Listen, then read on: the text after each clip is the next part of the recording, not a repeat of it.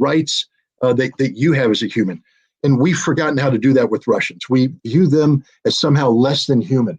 And some of the stuff you read on social media is just disgusting about how we treat the Russians, how we denigrate them.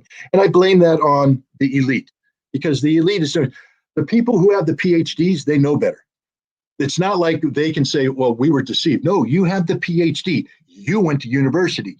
You had the opportunity to study this, but you chose to play the game. You chose to play the game of, if I want to get promoted within the system, I have to become a Putin whisperer. You chose not to be intellectually honest, not to be a righteous person and learn the truth and head down the path of truth. Because the path of truth in the American system doesn't lead upward. It leads at best parallel. More often than not, it leads down. But that's the path a righteous person takes. The people that sell out are the people that buy into the lie. And with Russia, unfortunately, they buy in lie. So yeah, do we believe we can beat Russia? I'll tell you, there's no military professional that believes we can beat Russia. I mean, the people that know what I know that, again, like I said, if I'm going to fight Mike Tyson, I better start training like Mike Tyson. And we haven't been. I mean, we used to. I have to tell you right now, when I was in the Marine Corps, I'd get in a ring with anybody. But me and my Marines would get in a ring with anybody, and we'd win. We'd win. Why? Because I spent 220 days in the field training in realistic live fire conditions to fight the Russian enemy under, the real Russian enemy, how they really were arrayed. And we trained. And nothing comes easy. I mean, you can be a good boxer, then you take 6 months off. You ain't a good boxer anymore. You're fat. To be a good Marine, you got to train all the time. It never stops, ever stops, never stops. Second you stop, you die. We used to do that. We don't do that anymore. We don't have that mindset. We don't have that money. We don't have that budget. So our military, first of all, we spent 20 years running around the Middle East, kicking down doors of civilian homes in Iraq and killing herders and farmers in Afghanistan. I know there's some bad guys out there that we killed too, but by and large, we weren't playing on the big stage. We were playing on the little stage, and we got beat. But the thing is, we forgot how to fight on the big stage, and today we don't know it. Now we're looking at what Russia's doing in Ukraine. We can't fight that war. We don't know how to fight that war.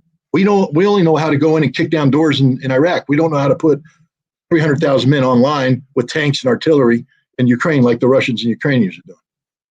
So do you think the reason America continues to provoke Russia is due to a psyche of exceptionalism and being inebriated off of the power and the influence that the U.S. empire used to have?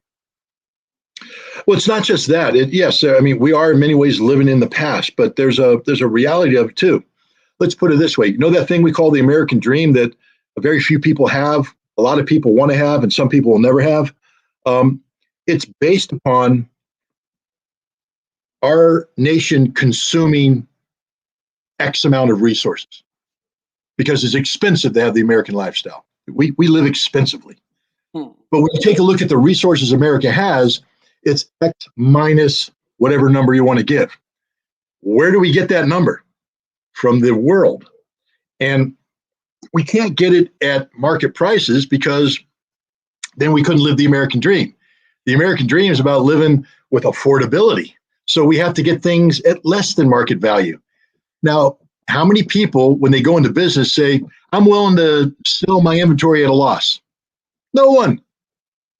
But we expect the world to sell their inventory to us at a loss.